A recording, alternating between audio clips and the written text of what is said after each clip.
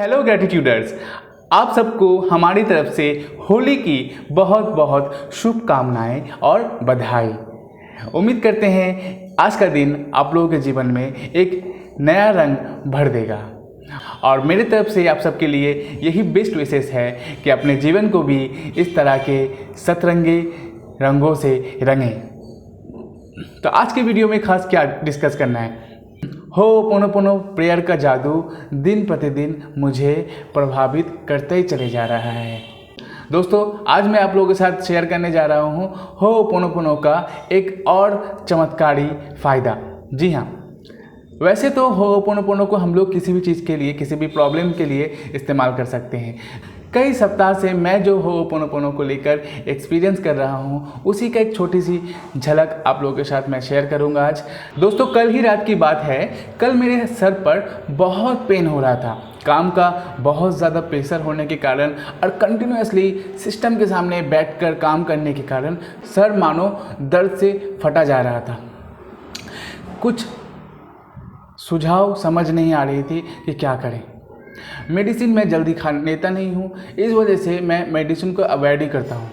तो अचानक मेरे दिमाग में ये ख्याल आता है कि क्यों नहीं मैं कुछ देर के लिए हो'ओपोनोपोनो को ट्राई करूँ।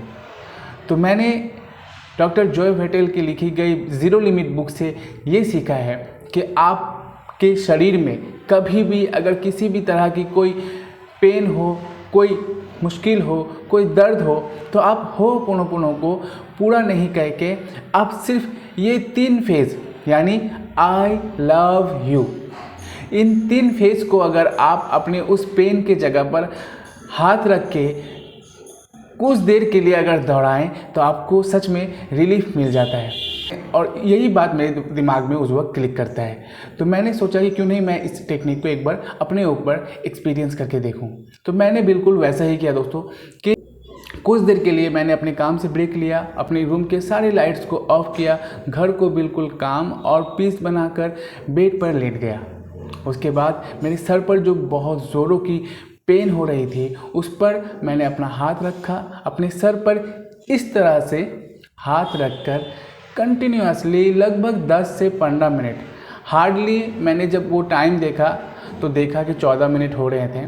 हार्डली मैंने 14 मिनट तक सिर्फ खुद से I love you, I love you, I love you, I love you कहता गया। और दोस्तों, आफ्टर 14 मिनट्स बैक मानो ये एक कमाल का नतीजा देने वाला था, मगर कुछ खास फ़र्क नहीं पड़ा। क्या ये सच में काम नहीं किया? फिर मैंने क्या किया, मैं अपने वॉशरूम में चले गया और वॉशरूम में जाकर अपने आँख और मुंह में अच्छे से पानी का झटका देने लगा। पानी से अच्छे से मुंह को धोकर फिर आकर मैं सिस्टम के सामने बैठ गया। लेकिन पेन बहुत मैजिकली ठीक नहीं हुई थी, लेकिन कुछ देर पहले की सिचुएशन से मच बेटर हो गया था। ये मुझे एहसास हो रहा था क्योंकि पेन इतना ज़्यादा होने के कारण मैं सिस्टम के सामने देख ही नहीं पा रहा था, काम कर नहीं पा रहा था। लेकिन after 15 minutes back, after doing this ho'oponopono technique, मुझे क्या नतीजा मिला कि मेरे सर के पेन में, मेरे सर के दर्द में कुछ रिलीफ मिला, जो बिल्कुल मैं एहसास कर पा रहा था कि हाँ, सर का पेन थोड़ा कम हुआ है। बिल्कुल ख़त्म नहीं हो गया था, लेकिन सर का पेन दोस्तों पहले से बहुत कम गया था। इतना कम गया था कि मैं अब सिस्टम के सामने बैठकर काम कर पा रहा था। कुछ ही देर की बात है, अब यहीं आता है दोस्तों लेट गो करने वाली बात। तो क्या हुआ, मैं जब तक माइंड में सोच रहा था कि मेरे सर में पेन हो रही है या कम गई है, हो रही है या कम गई है, इसी तर्क वितर्क में जब तक मेरा थॉट चक्कर लगा रहा था तब तक मुझे थोड़ा थोड़ा पेन महसूस हो रहा था दोस्तों। लेकिन मैजिक तब हुआ कि जब मैंने टोटली इसे लेट गो किया। जी हाँ, लेट गो करने का मतलब भी आज अब इसी वीडियो से या मेरे इसी बात से समझ जाइएगा कि लेट गो मतलब भी क्या होता है।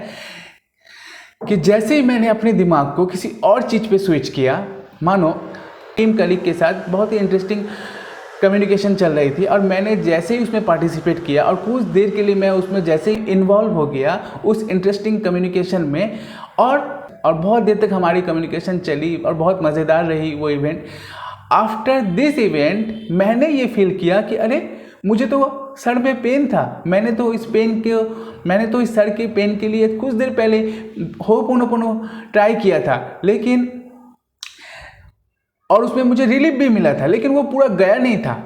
लेकिन अब जब मैंने फॉलो किया कि अभी कुछ देर तक करीबन आधे घंटे तक हमारी वो कम्युनिकेशन चली, हमारी वो मीटिंग चली, और उस मीटिंग इतना इंटरेस्टिंग था कि मैं टोटली उसमें इन्वॉल्व हो गया था।